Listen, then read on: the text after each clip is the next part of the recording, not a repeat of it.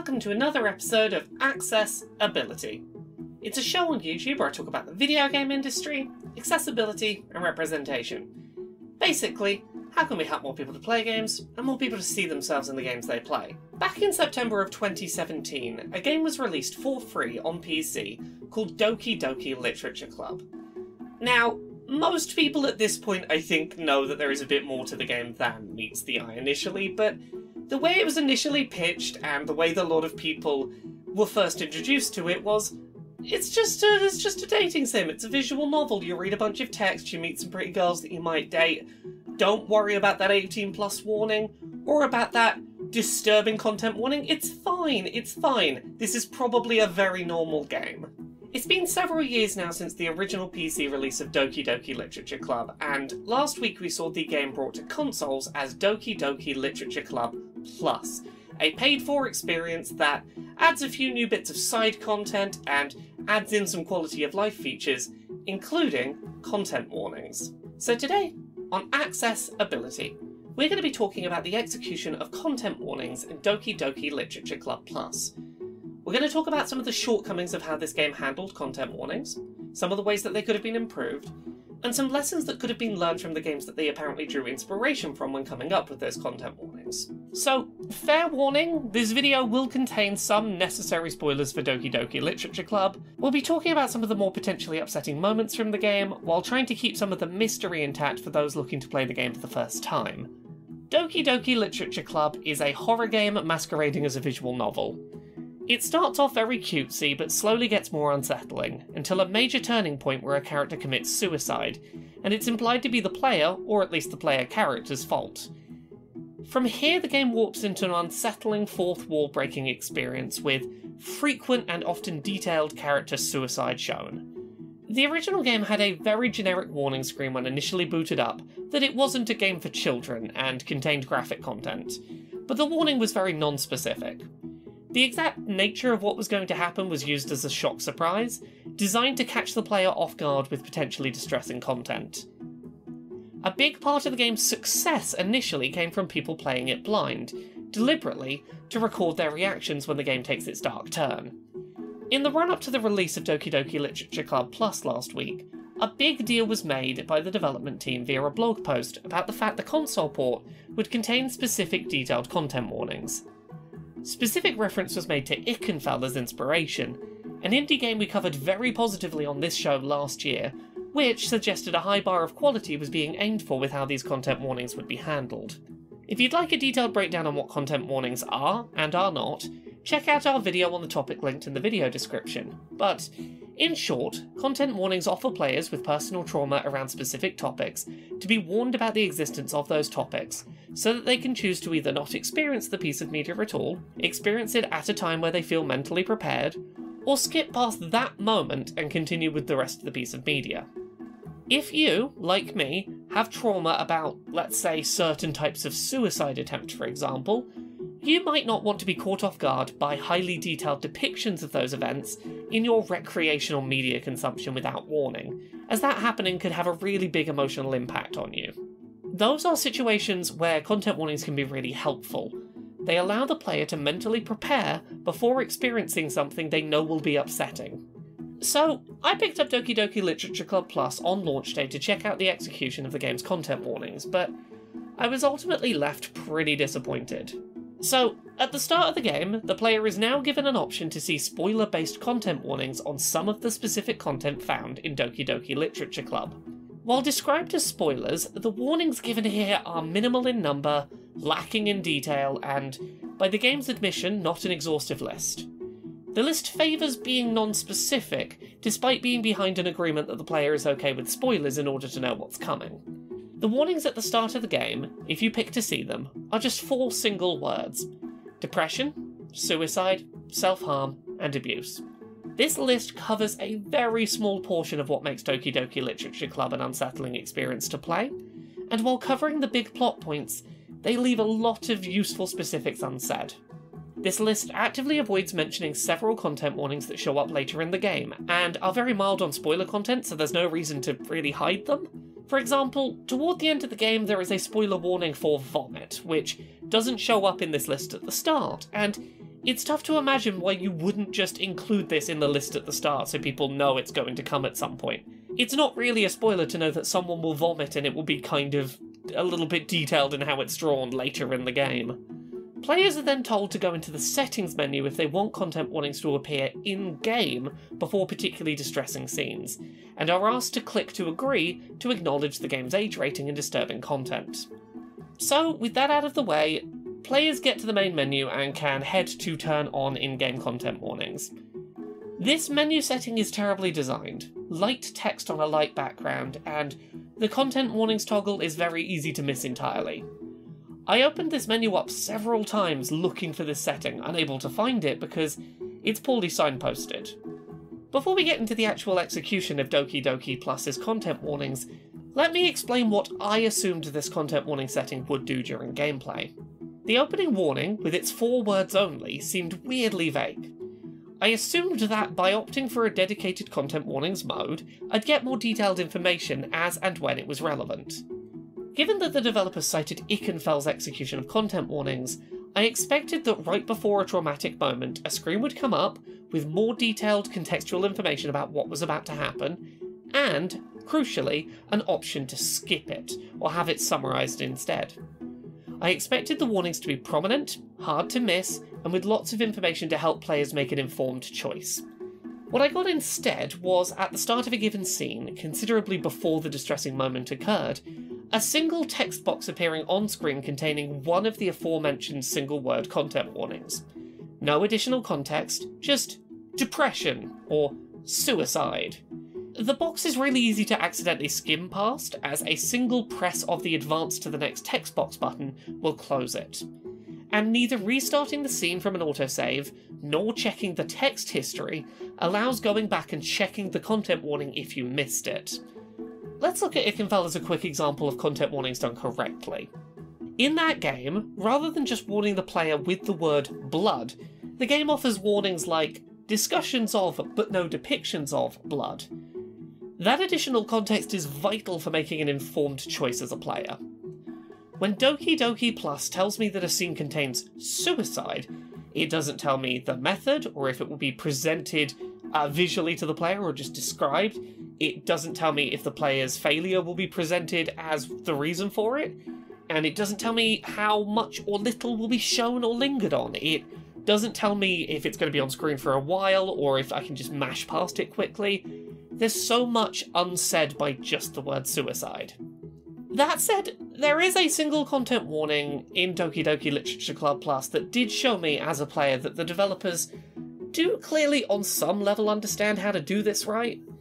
Before the first major self-harm depiction in the game, we get a content warning that is more than a single word.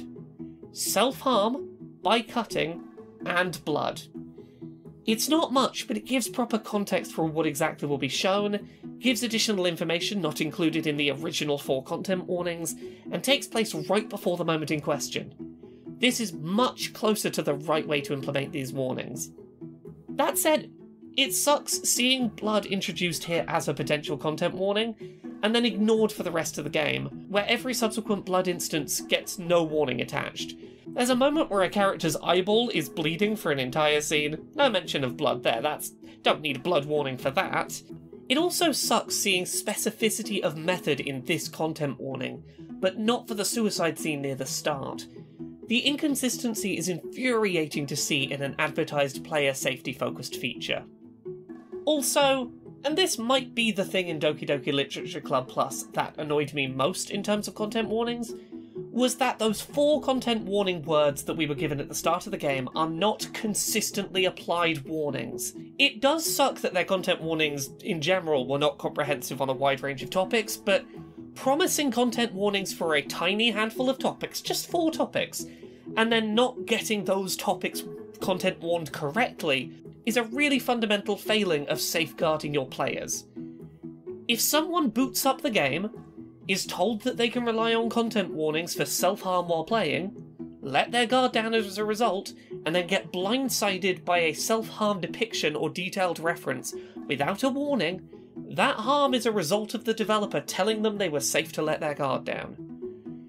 If a player is asked if they want to see a special poem, agrees to it because there's no content warnings for self-harm and suicide on this poem, so sure, I'll click on it. And then sees the poem is a poem about suicide and self-harm smeared in blood in the aftermath of a self-harm cutting incident. That's not okay. Additionally, there are a bunch of potential content warning triggers in Doki Doki Literature Club Plus that are simply not addressed. In the latter half of Doki Doki Literature Club, players can stumble upon randomly activated events designed to catch the player off guard.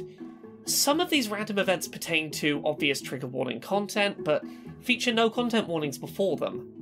A clear example of this is the game's first suicide scene does get a content warning, just the word suicide, but as little as 10 minutes later it is possible for a photograph of that same suicide scene to appear on the back wall of a room, this time minus the content warning. I spoke to Joanna Blackheart, the designer for Ikenfell's content warnings, who was mentioned in the Doki Doki Literature Club developers blog post about how they felt about the situation. Here's what they had to say. While I'm pleased Team Salvato has embraced content warnings overall, the Ikenfell team recognised the importance of getting it right the first time to set a standard. The unfortunate truth is, with content warnings this uncommon in gaming right now, any unsuccessful attempts to include them will be looked upon by opponents as a reason to reject them. With that in mind, I hope that Team Salvato will improve this system as quickly as possible. Not just for the benefit of Doki Doki Literature Club Plus, but for any gamers going forward whose first interaction with content warnings will be this game. Mythos, a member of the development team on Doki Doki Literature Club Plus, did reach out to me and offer a few statements on the launch state of accessibility and content warnings in Doki Doki Literature Club Plus. On both points, the warnings and the access to them, I hear you and fully agree. We are currently working on an accessibility pass of the game on all platforms, which will help fix both this and the text size issues that we weren't able to get to for the initial launch. I'm genuinely sorry for the state of this at launch. It's something we learned of late, before text lock for LOC, which I think is localization, and I was unable to get much time for additional passes, but that doesn't excuse them if they stay like this. I've been coming through all discussion boards on social media, DMs, etc. for examples of areas we've missed, and I'm hoping the next pass includes each and every one of the ones I see in detail. Myself and Mythos have since spoken a bit in DMs privately, and Mythos seems genuinely apologetic for the situation. I won't dive into the specifics shared of how this happened, but Mythos assured me that he hopes to see this fixed within a week or so of launch. As a result, it is very possible that this will have been updated by the time this video drops. If so, I will address that in a pinned comment on this video, so just look in the comment section to see if there's an update that says they've fixed some things. According to Mythos, the team are working on implementing content warnings for random event scenes, as well as looking into ways to let the player disable those events from their playthrough. So yeah, Doki Doki Literature Club Plus sold itself at least partially on adding content warnings to the game, and then didn't do a great job with them, but I'm still impressed that the developers tried and are trying to fix them, and I say this not to give them a pass for, you tried it, that's good enough, but this is the kind of game where I fully expect the developers to just not engage with these kind of conversations, and I'm glad that they tried, and I'm glad they're trying to improve them, because that's better than I expect from a game with this kind of reputation. Doki Doki Literature Club, when it originally released, was popularised almost entirely by being a game that shocked and surprised people with a traumatic event. A lot of people's first exposure to this game was streamers and YouTubers who would play this either not knowing what the twist was and being caught off guard, or in some cases bringing people on who didn't know there was a twist just to catch them off guard with, oh, a suicide happened, you weren't expecting that, it's getting scary now. It would have been so easy for the developers to look at that and say, that's the reason this game works. If we put content warnings in, if we let people know what's coming in advance, the game doesn't work. Or it would have been easy to foresee pushback from the audience saying, oh, why are you giving people a way to, wimp out of the proper version of the game?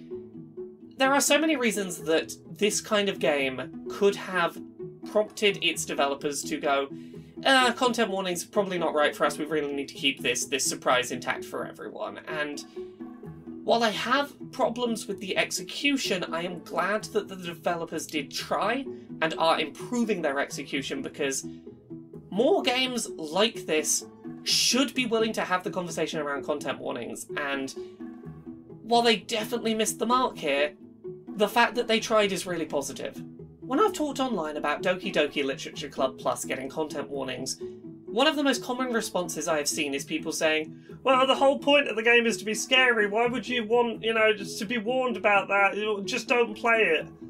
And to that I say, Doki Doki Literature Club is a game of many aspects. It is a fascinating fourth wall breaking meta-narrative that appeals to a lot of people, and just because someone might have a bit of personal baggage that means that they find it difficult to look at self-harm cuts on someone's arm, doesn't mean that they don't want to experience all of the fascinating endgame that this game has. This game has become a bit of a talking point in the industry, and someone might just want to be able to experience, what is it? What is it that makes it so special? Why do people care about this so much? I want to experience that, but I have difficulty with scenes where people die by suicide.